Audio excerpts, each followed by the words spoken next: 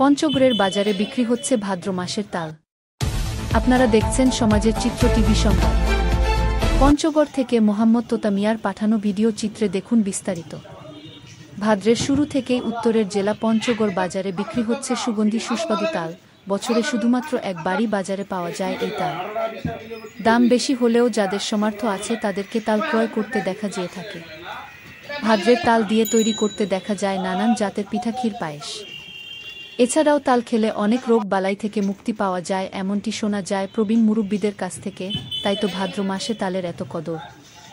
এছাড়াও ভাটি অঞ্চলের প্রবাদে আছে তাল দিয়ে নানান জাতের পিঠা, ফিন্নি, পায়েস তৈরি করে মেয়ে জামাইকে দাওয়াত দিয়ে আদর করা হয়, এটা নাকি তাদের পুরনো ঐতিহ্য।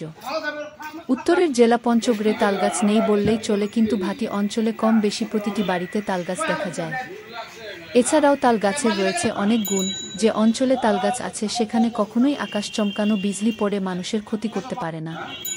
তাই আমাদের উচিত উত্তরের জেলা পঞ্চগড় অঞ্চলেও বেশি বেশি করে তাল গাছ লাগানো। তালগাছ হতে পারে আমাদের বন্ধু ও পরিবেশ বান্ধব।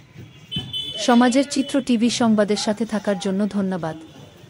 সবার আগে আপনার এলাকার সংবাদ পেতে আমাদের চ্যানেলটিকে সাবস্ক্রাইব, লাইক, ফলো দিয়ে সাথে থাকুন। পরবর্তী সংবাদ শোনার আমন্ত্রণ রহিল।